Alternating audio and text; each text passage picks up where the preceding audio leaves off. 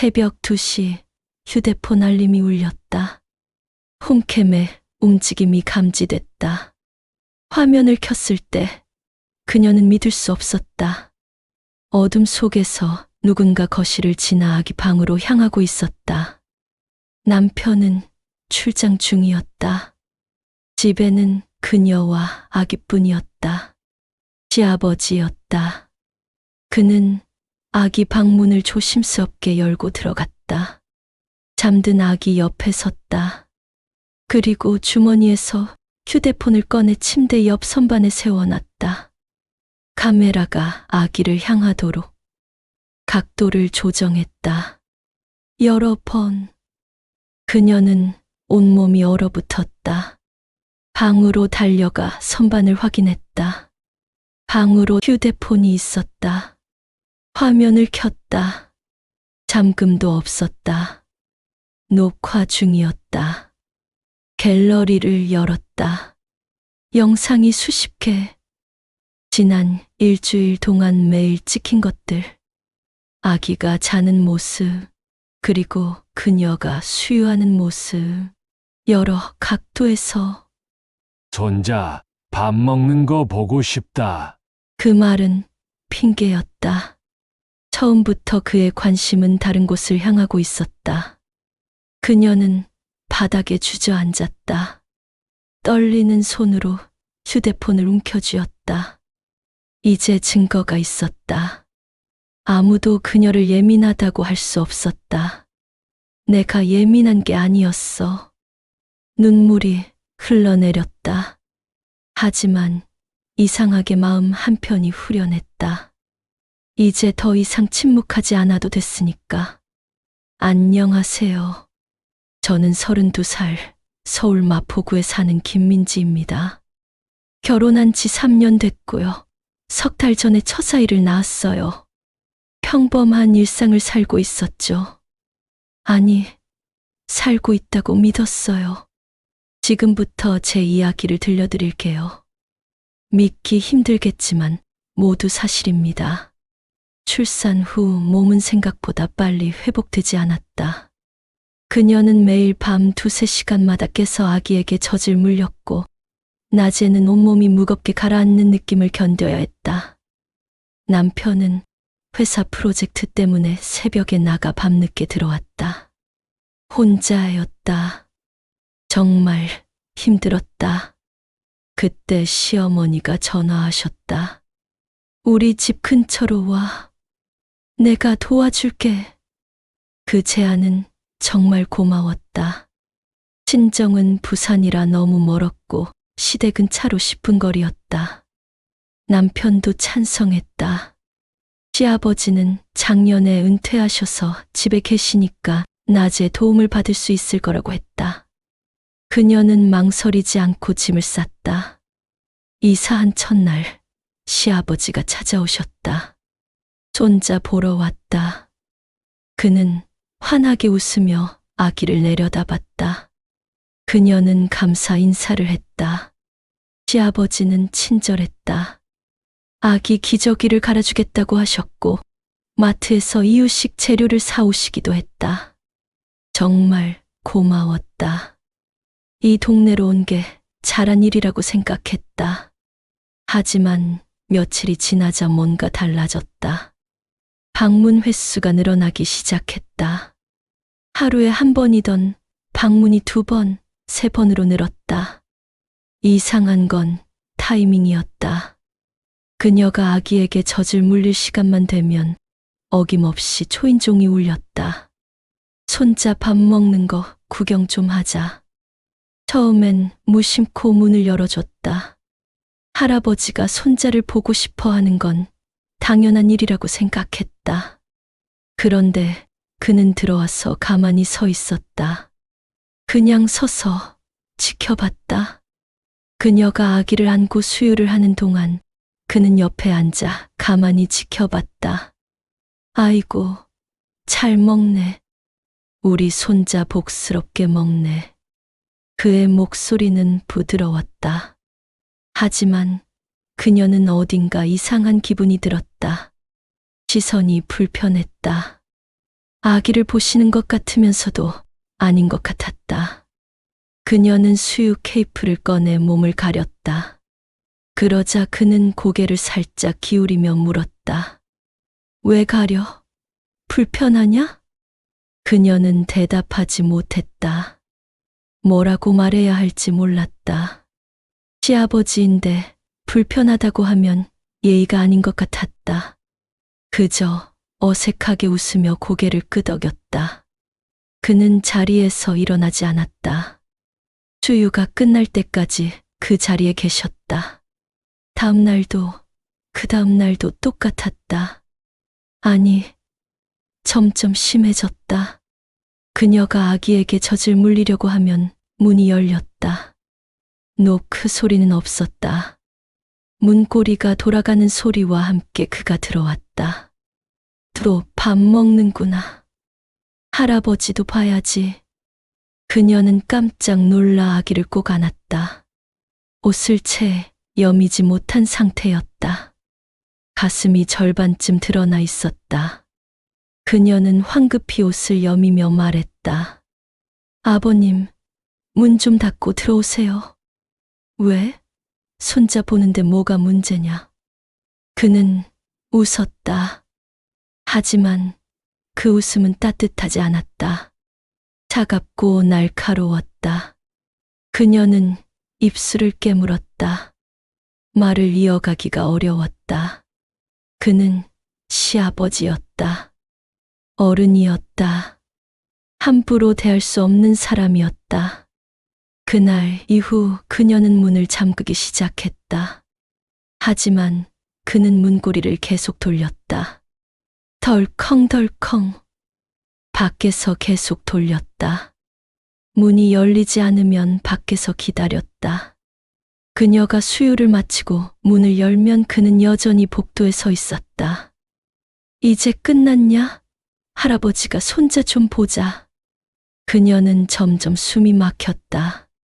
수유할 때마다 누군가 지켜보는 것 같은 기분이 들었다. 아니, 실제로 지켜보고 있었다. 문 밖에서 커튼을 쳤다. 그런데 그는 커튼을 걷어냈다. 왜 이렇게 어둡게 해놨어? 애가 답답하겠다. 햇빛도 들어와야지. 그녀는 아무 말도 하지 못했다. 목소리가 나오지 않았다. 그저 고개만 끄덕이며 커튼을 다시 열었다. 그는 만족스러운 표정으로 아기를 내려다봤다. 그리고 그녀를 밤이 되면 남편에게 말하려고 했다. 하지만 입이 떨어지지 않았다. 시아버지가 이상하다고 말하면 남편은 뭐라고 할까? 혹시 내가 예민한 걸까? 혹시 내가 오해하는 걸까? 산후 우울증 때문에 이상하게 느끼는 걸까? 그녀는 스스로를 의심했다. 시아버지는 그저 손자를 사랑하는 할아버지일 뿐이라고 생각하려 했다. 선이었을 거라고. 하지만 가슴 속 불편함은 점점 커졌다. 매일 밤 잠들기 전 문이 잠겼는지 여러 번 확인했다. 창문도 확인했다. 커튼도 확인했다. 어느 날 아침 그녀가 거실에서 아기를 재우고 있을 때였다. 시아버지가 또 찾아왔다. 이번엔 손에 뭔가 들고 있었다.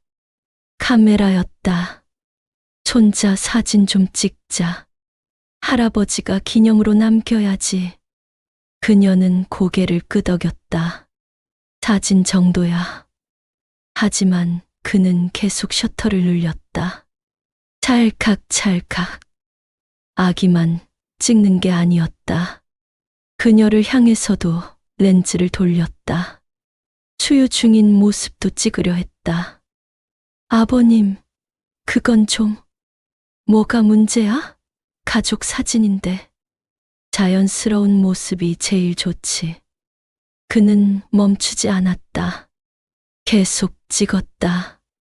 그녀는 카메라를 피해 몸을 돌렸다.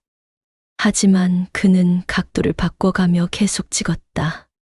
그녀는 결국 아기를 안고 방으로 들어가 문을 닫았다.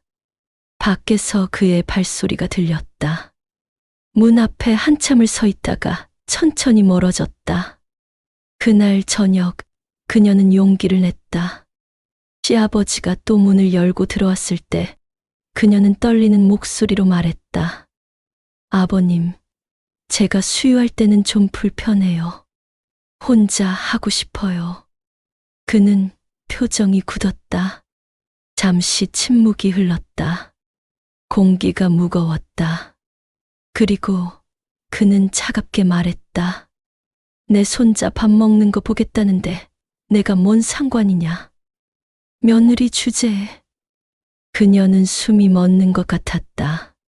그의 목소리는 날카로웠다. 화가 나 있었다. 그녀는 고개를 숙였다. 더 이상 아무 말도 할 수 없었다. 그는 방을 나갔다. 문이 쾅 닫혔다. 그날 밤 그녀는 이불을 뒤집어 쓰고 울었다. 조용히 소리 내지 않고. 아기는 옆에서 잠들어 있었다. 그녀는 아기를 꼭 안았다. 무서웠다. 하지만 누구에게도 말할 수 없었다. 말해봤자 이해받지 못할 것 같았다. 나만 이상한 걸까? 그녀는 스스로에게 물었다. 대답은 없었다. 어둠 속에서 그녀는 혼자였다. 남편이 돌아왔을 때 그녀는 조심스럽게 말을 꺼냈다. 거실 소파에 마주 앉았다. 남편은 피곤한 표정이었지만 그녀의 얼굴을 보고는 자세를 고쳐 앉았다. 나 요즘 좀 무서워. 아버님이. 뭐가? 남편의 목소리는 담담했다. 그녀는 숨을 깊이 들이쉬었다. 수유할 때 자꾸 들어오시고 문 잠그면 밖에서 계속 기다리시고 시선이 이상해. 말을 하는 동안 그녀의 목소리는 점점 작아졌다. 남편의 표정이 변하는 게 보였다. 이해가 아니라 당혹감이었다. 불편함이었다. 그게 우리 아빠가 손자를 너무 좋아하셔서 그런 거 아니야? 처음 손자잖아. 그게 아니라 시선이 정말 이상해요. 아기를 보시는 게 아니라 저를. 그만해. 남편이 말을 끊었다. 날카롭게. 그는 한숨을 쉬었다. 손으로 얼굴을 쓸어내렸다. 피곤해 보였다. 우리 아빠를 그런 사람으로 만들지 마. 너 요즘 예민한 것 같아. 산후 우울증 아니야? 그 말에 그녀는 입을 다물었다. 가슴이 답답했다. 더 이상 아무 말도 하지 않았다. 남편은 곧 자리에서 일어나 침실로 갔다. 그녀는 거실에 혼자 남았다. 아기가 칭얼거렸다. 그녀는 아기를 안아 올렸다. 눈물이 났다. 예민한 건 나일까? 정말 내가 이상한 걸까? 그녀는 밤새 그 생각을 반복했다. 하지만 다음 날 아침 시아버지가 또 왔을 때 그녀는 확신했다. 이건 예민함의 문제가 아니라는 걸. 오늘은 손자 목욕하는 거 보고 싶네. 할아버지가 도와줄까?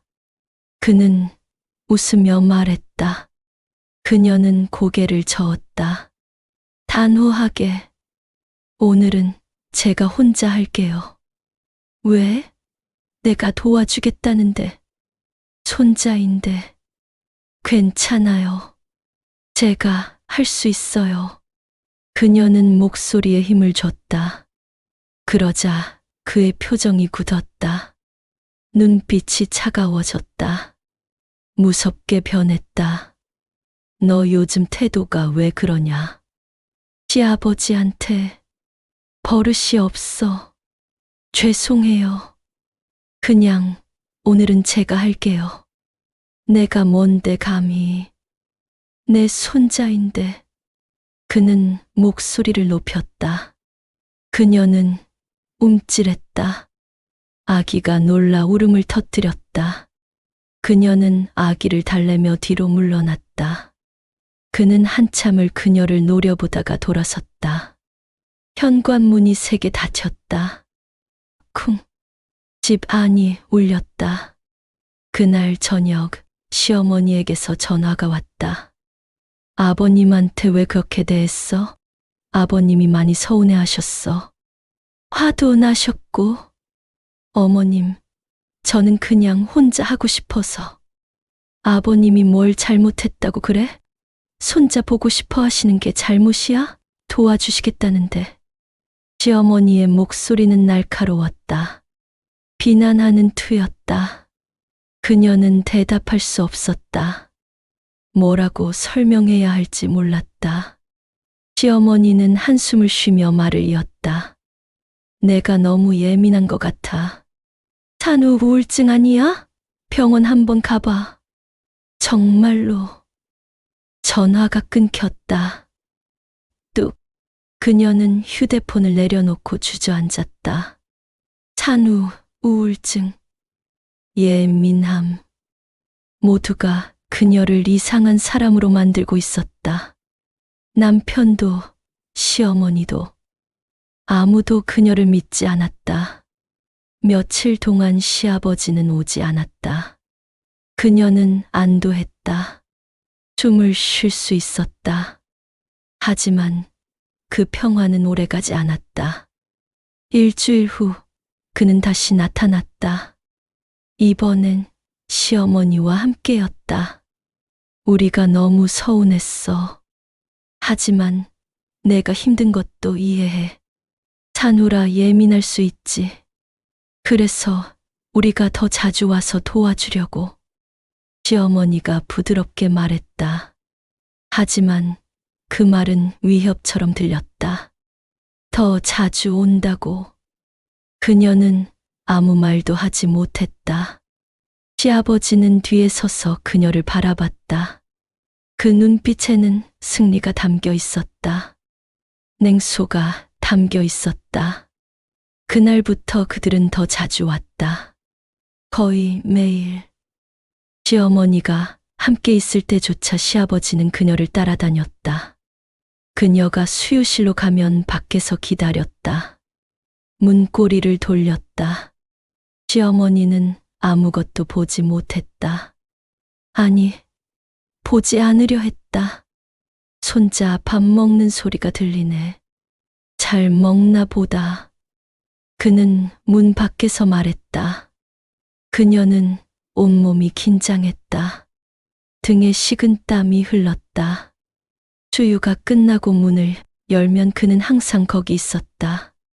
복도에 서서 기다리고 있었다. 마치 감시하듯.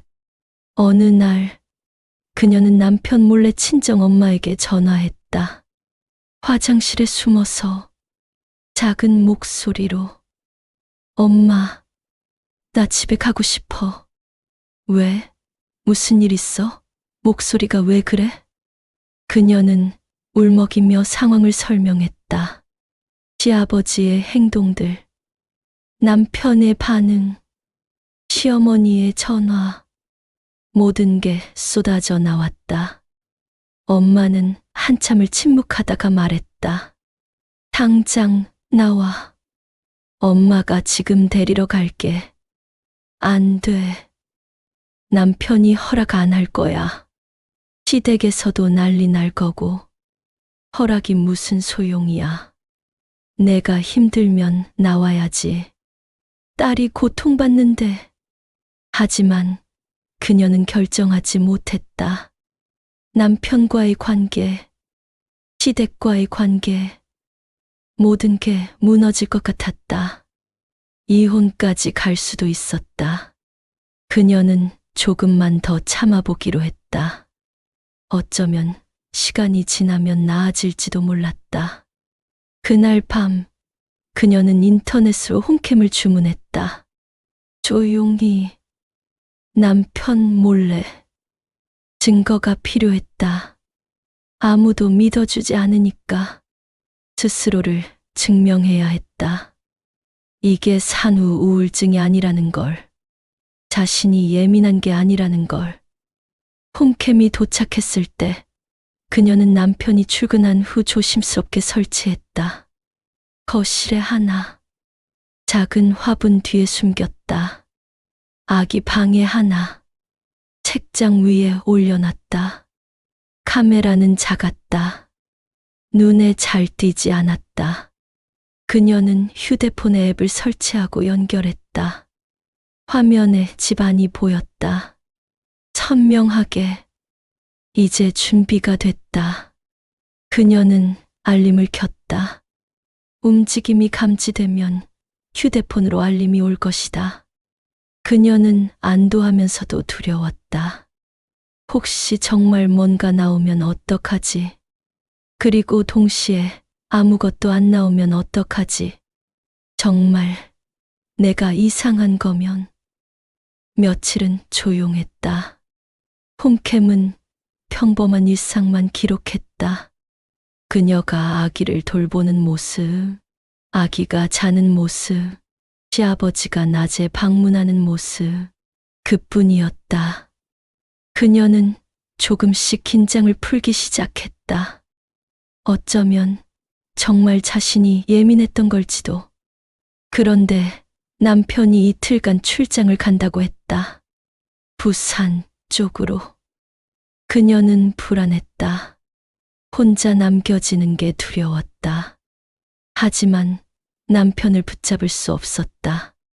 중요한 일이었으니까 괜찮을 거야. 부모님이 근처에 계시잖아. 무슨 일 있으면 전화해. 남편은 그렇게 말하며 떠났다. 그녀는 문을 잠그고 아기를 꼭 안았다. 괜찮을 거야. 혼자가 아니야. 홈캠이 있어. 무슨 일 있으면 기록될 거야. 그녀는 스스로를 다독였다. 첫날 밤은 무사히 지나갔다. 하지만 둘째 날 밤 새벽 2시에 휴대폰이 울렸다. 휴대폰 알림이 울렸다. 홈캠 알림이었다. 그녀는 잠에서 깨어 벌떡 일어났다. 심장이 쿵쿵 뛰었다. 화면을 켰다. 거실에 움직임이 감지됐다는 알림이었다. 화면 속에 누군가 있었다. 어둠 속에서 조심스럽게 움직이는 사람. 그녀는 숨을 참았다. 손이 떨렸다. 화면을 확대했다. 그 사람은 천천히 복도를 지나 아기 방 쪽으로 향했다. 시아버지였다. 그녀는 온몸이 얼어붙었다. 왜 새벽에 여기 있는 거지? 열쇠를 가지고 있었구나. 언제부터? 그녀는 떨리는 손으로 화면을 응시했다. 그는 아기 방문 앞에 섰다. 문고리에 손을 올렸다. 천천히 돌렸다. 소리 나지 않게. 문이 열렸다. 그는 안으로 들어갔다. 그녀는 침대에서 벌떡 일어나려 했다. 하지만 몸이 움직이지 않았다. 두려움이 그녀를 짓눌렀다. 소리를 지르면 그가 놀랄까? 아기가 다치면 어떡하지? 혹시 위험한 사람이면? 그녀는 화면만 바라봤다. 손은 비상 전화를 누를 준비를 했다. 그는 잠든 아기 옆에 섰다. 한참 동안 가만히 서 있었다. 그저 보고 있었다. 아기를 내려다보며 그녀는 기도하듯 생각했다. 제발, 그냥 보고 나가. 제발, 아기한테 손대지 마. 하지만 그는 주머니에서 무언가를 꺼냈다. 휴대폰이었다. 그녀는 심장이 멎는 줄 알았다. 그는 휴대폰을 아기 침대 옆 선반에 세워놨다. 카메라가 아기를 향하도록, 아니, 침대 전체를 향하도록 각도를 조정했다. 몇 번이나 확인하며 완벽한 각도를 찾으려는 듯. 그녀는 비명을 지르고 싶었다. 하지만 목소리가 나오지 않았다. 입술이 떨렸다. 눈물이 흘러내렸다. 화면 속 그는 만족스러운 듯 고개를 끄덕였다. 휴대폰 화면을 한 번 더 확인했다. 그리고 조심스럽게 방을 나갔다. 문을 천천히 닫았다. 소리 나지 않게. 그는 복도를 지나 현관으로 향했다. 문을 열었다. 밖으로 나갔다. 문이 조용히 닫혔다. 그는 사라졌다. 마치 유령처럼. 그녀는 그제야 침대에서 뛰어내렸다. 다리에 힘이 없었다. 비틀거리며 아기 방으로 달려갔다. 불을 켰다. 환한 빛이 방을 채웠다. 아기는 평화롭게 자고 있었다. 아무 일도 없었다는 듯. 그 모습을 보자 그녀는 주저앉았다. 안도와 공포가 동시에 밀려왔다. 선반을 확인했다. 휴대폰이 있었다. 검은색 케이스의 낡은 휴대폰. 시아버지의 것이 맞았다. 그녀는 떨리는 손으로 휴대폰을 집어들었다. 무겁게 느껴졌다. 아니, 손이 떨려서 그런 것 같았다. 화면을 켰다. 잠금이 걸려 있지 않았다. 카메라 앱이 켜져 있었다. 녹화 중이었다. 빨간 점이 깜박이고 있었다. 몇 시간째. 그녀는 녹화를 멈췄다. 갤러리를 열었다. 영상이 가득했다. 수십 개가 넘었다. 아니, 100개가 넘었다. 그녀는 스크롤을 내렸다. 날짜를 확인했다. 지난 일주일 동안 매일 찍힌 것들이었다. 새벽에, 낮에, 그녀가 잠든 사이에, 그녀가 모르는 사이에 영상 하나를 재생했다. 손이 떨려 제대로 누르기도 어려웠다. 아기가 자는 모습이었다. 숨소리까지 생생하게 녹음돼 있었다. 다음 영상을 열었다. 이번엔 낮에 찍힌 것이었다. 그녀가 수유하는 모습이었다. 여러 각도에서 찍힌 확대된 화면도 있었다. 그녀는 휴대폰을 내려놓고 바닥에 주저앉았다. 온몸이 떨렸다. 숨이 제대로 쉬어지지 않았다. 과호흡이 왔다. 가슴이 답답했다. 헉헉거리는 소리가 났다. 그녀는 무릎을 끌어안고 고개를 숙였다. 진정하려 했지만 안 됐다. 아기를 안아 올렸다. 꼭 껴안았다. 아기는 잠결에 칭얼거렸다. 그녀는 아기의 머리에 입 맞췄다. 따뜻한 체온이 느껴졌다. 괜찮아. 엄마가 지켜줄게. 이제 괜찮아. 속삭였지만 자신에게 하는 말 같았다. 괜찮을 거야. 이제 증거가 있어. 이제 증명할 수 있어. 아무도 날 이상한 사람 취급하지 못해. 아무도 날 예민하다고 하지 못해. 그녀는 밤새 잠들지 못했다. 아기를 안고 거실에 앉아 있었다. 불을 모두 켰다. 문은 확실히 잠갔다. 체인까지 걸었다. 창문도 확인했다. 모든 창문의 잠금 장치를 확인했다. 시아버지가 다시 올까봐 두려웠다.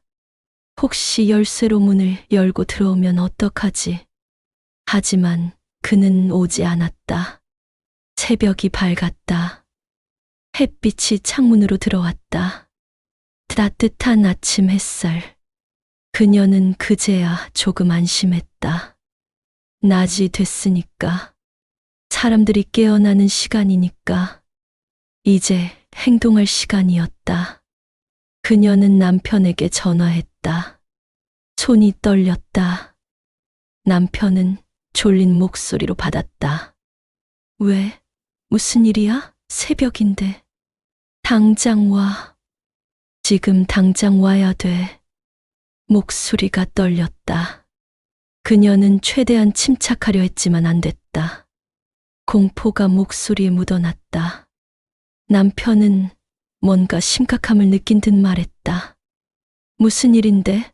아기 괜찮아? 다쳤어? 아기는 괜찮아. 하지만 당신 아버지가 그냥 와. 지금 당장. 설명은 와서 할게. 지금 출장 중인데. 부산이야. 오늘 저녁에 들어가는데. 안 돼. 지금 당장 와야 돼. 제발. 그녀의 목소리는 절박했다. 울먹이는 소리였다. 남편은 잠시 침묵하다가 대답했다. 알았어. 지금 출발할게. 3시간 걸려. 기다려. 전화를 끊고 그녀는 시어머니에게도 연락했다. 손이 떨려 번호를 누르기가 어려웠다. 시어머니는 놀란 목소리로 물었다. 무슨 일이야? 이 새벽에. 애기 다쳤어? 아니에요. 하지만 어머님이 오셔야 할 것 같아요. 꼭 중요한 얘기가 있어요. 지금 무슨 일인데? 와서 말씀드릴게요. 제발 와주세요. 그녀는 친정 엄마에게도 전화했다. 엄마는 딸의 목소리만 듣고도 알았다. 무슨 일 있었구나. 목소리 들으니까 알겠다. 엄마 지금 간다. 응. 빨리 와줘. 엄마. 알았어. 금방 갈게. 그녀는 전화를 끊고 홈캠 영상을 저장했다. 여러 번 확인했다. 제대로 저장됐는지, 삭제되진 않았는지, 클라우드에도 백업했다. 시아버지의 휴대폰도 그대로 두었다. 증거였다. 절대 잃어버리면 안 됐다. 이게 전부였다. 아기에게 젖을 물렸다. 하지만 집중이 안 됐다. 손이 떨렸다. 아기는 칭얼거리며 제대로 먹지 못했다. 그녀는 심호흡을 했다. 진정해. 이제 곧 끝나. 조금만 참아. 조금만. 오전 10시 초인종이 울렸다. 엄마였다. 그녀는 문을 열고 엄마의 품에 안겼다. 그제야 눈물이 쏟아졌다. 참았던 눈물이. 엄마. 그래. 다 괜찮아. 엄마 왔어. 이제 괜찮아. 엄마가 등을 토닥였다. 그녀는 한참을 울었다. 참았던 두려움이 한꺼번에 터져 나왔다. 외로움도, 분노도, 모든 감정이. 시어머니가 도착했다. 얼굴에 당혹감이 가득했다. 무슨 일인지 모르겠다는 표정. 그녀는 거실로 안내했다. 남편도 곧 도착했다. 땀을 흘리고 있었다. 급하게 운전해 온 듯 불안한 얼굴이었다. 도대체 무슨 일이야? 나 미칠 것 같았어. 남편이 물었다. 그녀는 노트북을 꺼냈다. 손이 떨렸다. 홈캠 영상을 틀었다. 새벽 2시의 영상. 모두가 화면을 바라봤다. 아무도 말하지 않았다. 숨소리만 들렸다. 어둠 속에서 움직이는 시아버지. 아기 방으로 들어가는 모습. 휴대폰을 세워두는 장면.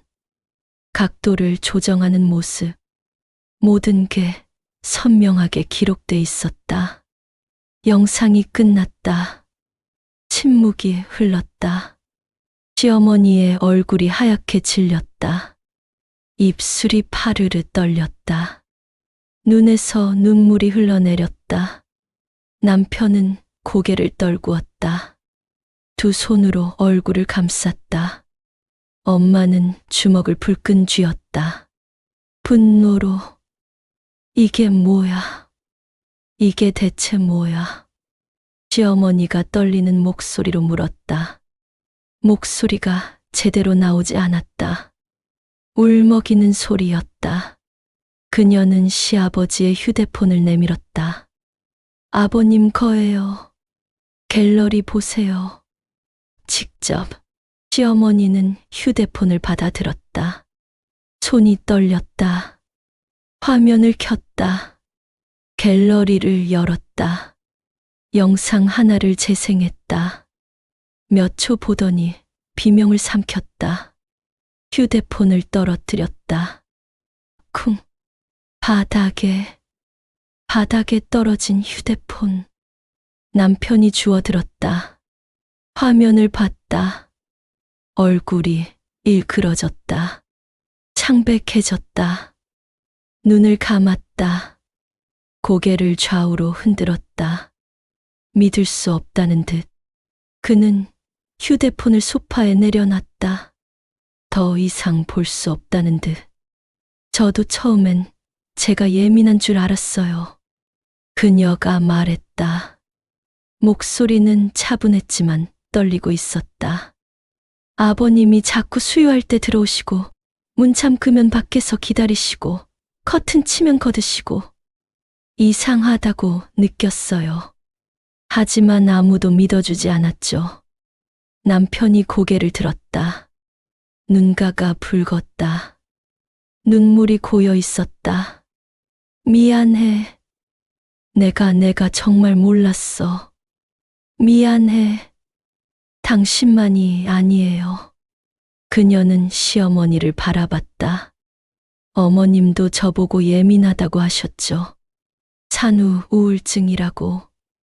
병원 가보라고. 아버님한테 왜 그렇게 대하냐고. 시어머니는 대답하지 못했다. 눈물이 볼을 타고 흘러내렸다. 그녀는 고개를 숙인 채 흐느꼈다. 어깨가 떨렸다. 이제 알겠죠. 제가 예민했던 게 아니라 정말로 이상한 일이 있었다는 걸. 범죄가 있었다는 걸. 엄마가 그녀의 어깨를 감싸 안았다. 이건 가족의 일이 아니라 범죄야. 성범죄야. 엄마의 목소리는 떨렸지만 단호했다. 시어머니가 고개를 들었다. 얼굴이 눈물 범벅이었다. 경찰에 신고해야 해요. 당장. 당연하죠. 엄마가 대답했다. 남편은 머리를 감싸 쥐고 있었다. 시어머니는 계속 울었다. 그녀는 그저 그 모습을 바라봤다. 동정심은 들지 않았다. 그들도 자신을 믿지 않았으니까. 예민하다고 했으니까. 짐 싸야겠어요. 그녀가 말했다. 남편이 고개를 들었다. 당황한 표정이었다. 어디 가려고? 진정이요. 여기 더 있을 수 없어요. 못 있어요. 하지만은 없어요. 당신 아버지가 언제 또 올지 몰라요. 열쇠도 갖고 계시잖아요. 여기 있으면 안전하지 않아요. 남편은 아무 말도 하지 못했다. 반박할 말이 없었다. 그녀는 자리에서 일어났다. 침실로 가서 짐을 쌌다. 아기 옷, 기저귀, 분유, 장난감. 필요한 것들을 가방에 넣었다. 서둘러. 빨리. 거실로 돌아왔을 때 엄마가 기다리고 있었다. 남편과 시어머니는 소파에 앉아 있었다. 시어머니는 여전히 울고 있었다. 남편은 멍하니 바닥만 바라보고 있었다. 연락할게요. 나중에. 그녀가 남편에게 말했다. 남편은 고개를 끄덕였다. 더 이상 붙잡지 않았다. 붙잡을 자격이 없다는 걸 아는 것 같았다. 자신의 잘못을 아는 것 같았다. 미안해. 정말 미안해. 남편의 목소리가 들렸다. 그녀는 대답하지 않았다. 그냥 문을 향해 걸었다. 그녀는 아기를 안고 현관으로 향했다. 엄마가 짐을 들어줬다. 문을 열고 나가는 순간 시어머니가 불렀다. 미안해요. 정말 미안해요. 내가 몰랐어요. 그녀는 잠시 멈춰 섰다. 돌아보지는 않았다. 그냥 말했다. 저도 몰랐어요. 이렇게 될 줄은. 그리고 문을 닫았다. 엘리베이터를 탔다. 내려가는 동안 아무도 말하지 않았다. 아기만 그녀의 품에서 잠들어 있었다. 평화롭게 차에 탔다. 엄마가 운전석에 앉았다. 시동을 걸었다. 차가 출발했다. 그녀는 창밖을 바라봤다. 시댁 근처를 벗어나고 있었다. 점점 멀어졌다. 그 집이, 그 동네가. 이상하게 마음이 편했다. 두려웠지만 동시에 해방감도 느껴졌다. 숨을 쉴 수 있었다. 이제 더는 침묵하지 않기로 했다. 이제 더는 혼자가 아니었다. 엄마가 있었다. 진실이 있었다. 증거가 있었다. 친정 집 방은 익숙했다. 어릴 적 살던 그 방이었다. 분홍색 벽지는 그대로였다. 책장도 그대로였다. 그녀는 아기를 침대에 눕히고 짐을 풀었다. 엄마가 차를 끓여왔다. 따뜻한 김이 올라왔다. 마셔. 진정해야지. 많이 놀랐을 거야. 고마워요, 엄마. 그녀는 따뜻한 차를 마셨다. 목구멍으로 넘어가는 온기가 느껴졌다. 긴장이 조금 풀렸다. 엄마는 옆에 앉았다. 손을 잡아줬다. 잘했어. 나오길 잘했어. 용기 낸 거야. 저도 모르겠어요. 이게 맞는 건지, 앞으로 어떻게 될지. 맞아. 당연히 맞아. 너 잘못한 거 하나도 없어. 엄마는 단호하게 말했다. 그녀는 눈물이 났다. 참았던 감정들이 다시 올라왔다. 저 혼자였어요. 정말 혼자였어요. 아무도 믿어주지 않았어요. 남편도, 시어머니도. 다들 제가 예민하다고만 했어요. 산후 우울증이라고. 제가 이상한 사람인 것처럼. 이제 괜찮아. 엄마가 있잖아. 엄마는 믿어. 엄마가 그녀를 안아줬다. 그녀는 엄마 품에서 한참을 울었다. 쌓였던 두려움, 외로움, 분노, 억울함이 눈물로 쏟아졌다. 엄마는 아무 말 없이 등을 토닥여줬다.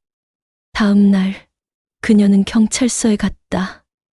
엄마가 동행했다. 홈캠 영상과 시아버지의 휴대폰을 증거로 제출했다. USB에 담아갔다.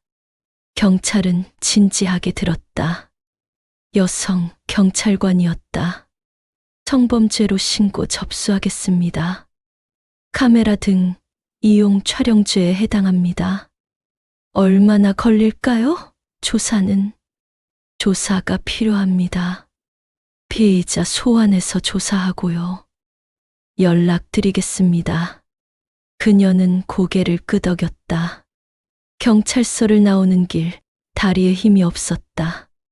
휘청거렸다. 하지만 해냈다. 신고했다. 더 이상 침묵하지 않았다.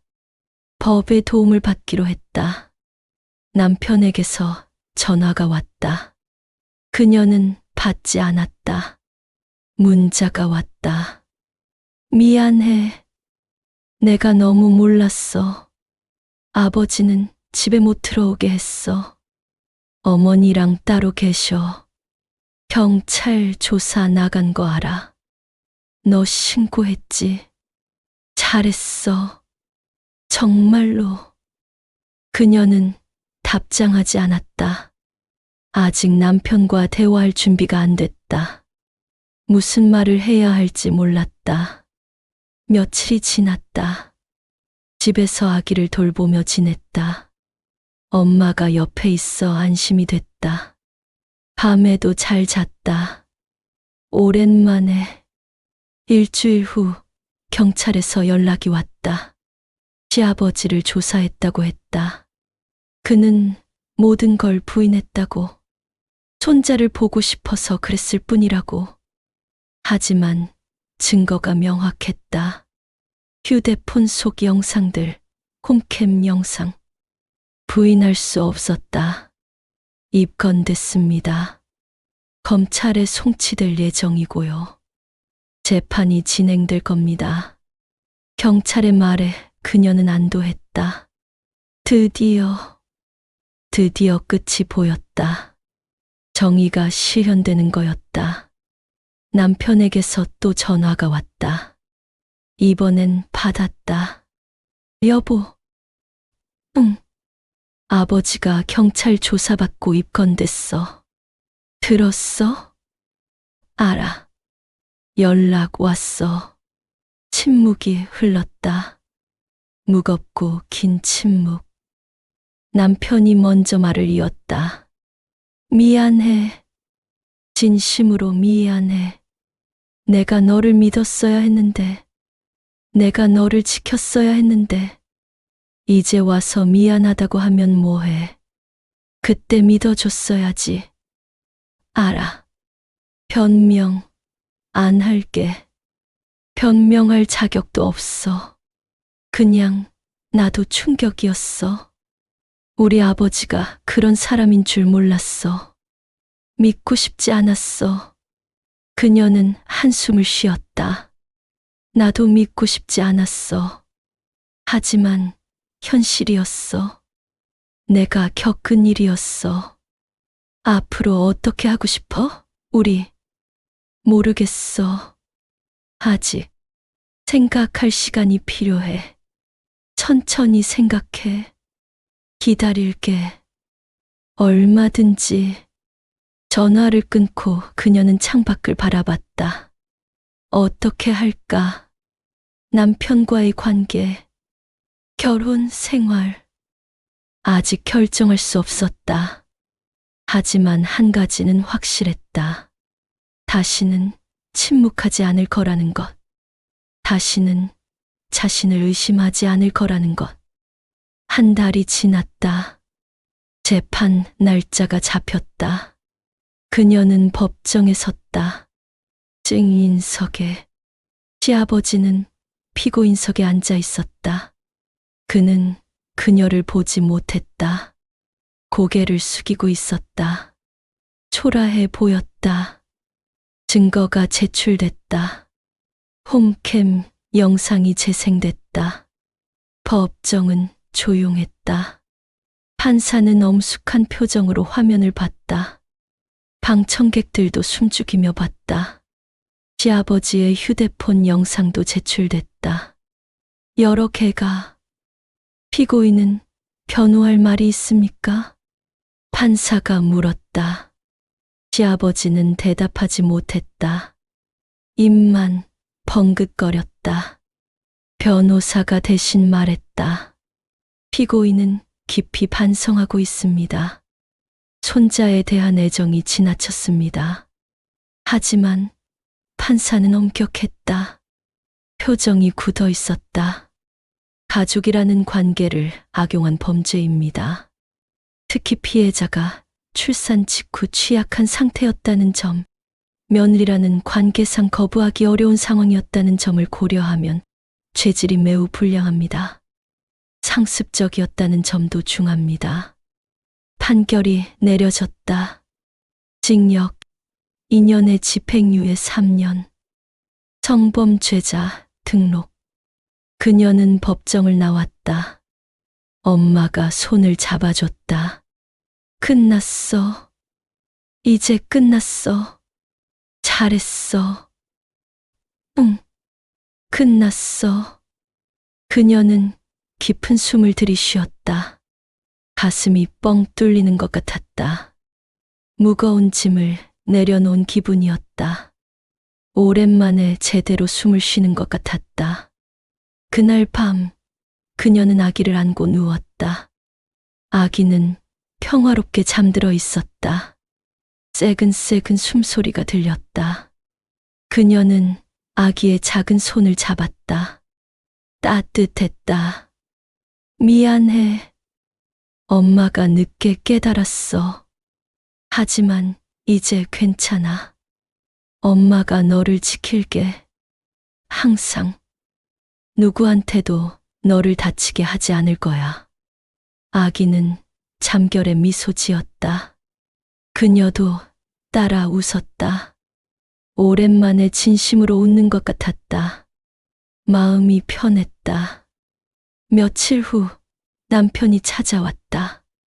엄마가 거실로 안내했다. 그녀는 거실에서 그를 만났다. 남편은 초췌해 보였다. 살이 빠진 것 같았다. 수염도 자라 있었다. 어떻게 지냈어? 그럭저럭. 너는? 나도. 침묵이 흘렀다. 남편이 먼저 입을 열었다. 떨리는 목소리였다. 이혼하고 싶으면 하자. 내 결정을 존중할게. 다 내 잘못이니까. 그녀는 남편을 바라봤다. 진지한 표정이었다. 진심인 것 같았다. 아직 모르겠어. 시간이 필요해. 많이. 알았어. 기다릴게. 얼마든지. 평생이라도. 남편은 일어섰다. 가려다가 멈춰 서서 말했다. 정말 미안해. 너를 믿지 못해서, 너를 지키지 못해서 평생 후회할 거야. 알아. 남편이 떠났다. 그녀는 혼자 남았다. 앞으로 어떻게 될지 몰랐다. 남편과 다시 시작할 수 있을지 아니면 새로운 길을 갈지 아직 결정하지 못했다. 하지만 한 가지는 확실했다. 그녀는 더 이상 약한 사람이 아니었다. 침묵하지 않는 법을 배웠다. 자신을 지키는 법을 배웠다. 자신의 목소리를 내는 법을 배웠다. 창밖으로 햇살이 들어왔다. 따뜻했다. 봄이 오고 있었다. 그녀는 아기 방으로 갔다. 아기가 막 깨어나는 중이었다. 눈을 뜨고 그녀를 바라봤다. 방긋 웃었다. 안녕, 우리 아가. 잘 잤어? 그녀는 아기를 안아 올렸다. 세상은 때로 잔인했다. 믿었던 사람들이 배신할 때도 있었다. 가장 안전해야 할 곳이 위험할 때도 있었다. 하지만 포기하지 않으면 길은 보였다. 용기를 내면 변화가 왔다. 그녀는 아기를 품에 안고 거실로 나왔다. 엄마가 아침을 준비하고 있었다. 계란 후라이 굽는 소리가 들렸다. 따뜻한 냄새가 집안을 채웠다. 밥 먹자. 많이 해놨어. 응. 엄마. 고마워. 그녀는 식탁에 앉았다. 평범한 아침이었다. 하지만 이 평범함이 얼마나 소중한지 알았다. 안전하다는 느낌, 보호받는다는 느낌, 믿을 수 있는 사람이 곁에 있다는 느낌. 며칠 후 그녀는 상담센터를 찾았다. 혼자 감당하기 어려웠다. 전문가의 도움이 필요했다. 상담사는 따뜻하게 맞아줬다. 많이 힘드셨겠어요. 용기 내서 오신 거 정말 잘하셨어요. 제가 이상한 게 아니었죠? 당연하죠. 당신은 피해자예요. 잘못은 가해자에게 있어요. 그 말을 듣는 순간 그녀는 또 울었다. 위로받는 기분이었다. 이해받는 기분이었다. 상담은 일주일에 한 번씩 진행됐다. 조금씩 나아졌다. 밤에 악몽을 덜 꾸게 됐다. 불안감도 줄어들었다. 달이 지났다. 그녀는 남편을 만났다. 카페에서 조용한 곳으로 골랐다. 남편은 여전히 초췌했지만 예전보다는 나아 보였다. 잘 지냈어? 응. 상담받고 있어. 많이 좋아졌어. 다행이다. 정말. 침묵이 흘렀다. 그녀가 먼저 말했다. 나 결정했어. 남편의 얼굴이 긴장했다. 다시 시작하고 싶어. 하지만 조건이 있어.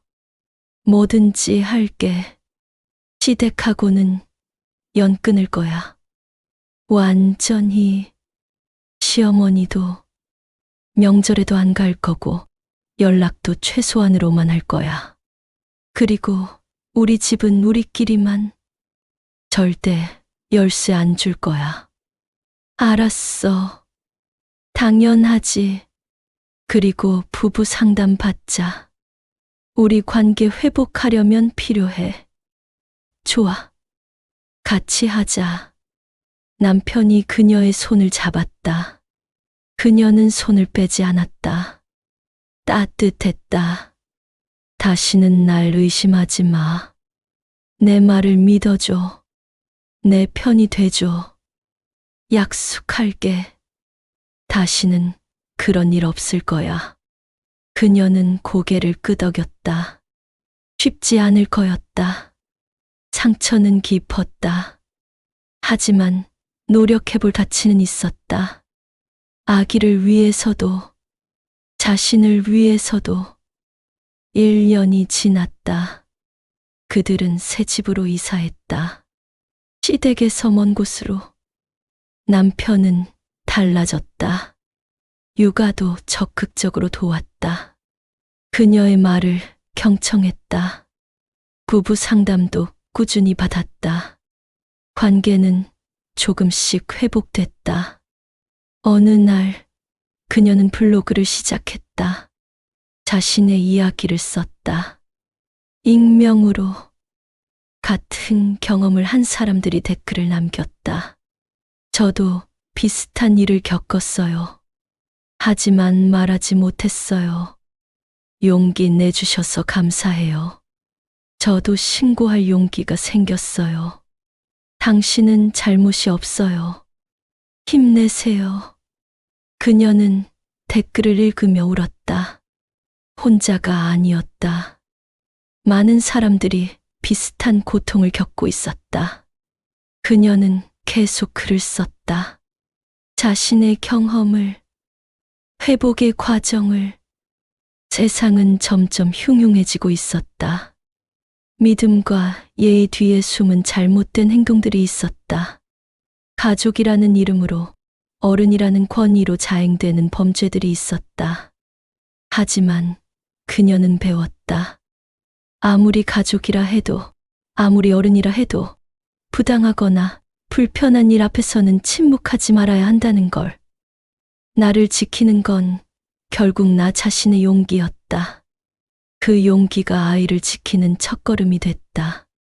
그녀는 이제 알았다. 자신이 얼마나 강한 사람인지, 얼마나 용감한 사람인지. 그리고 이 이야기는 끝이 아니었다. 새로운 시작이었다. 더 나은 내일을 향한 시작이었다. 침묵을 깨는 용기, 진실을 말하는 용기, 자신을 지키는 용기. 그것이 세상을 조금씩 바꿔나갈 것이었다. 그녀는 아기를 안고 창밖을 바라봤다. 햇살이 따뜻했다. 희망이 보였다. 미래가 보였다. 그녀는 미소 지었다. 이제 괜찮을 거였다. 정말로.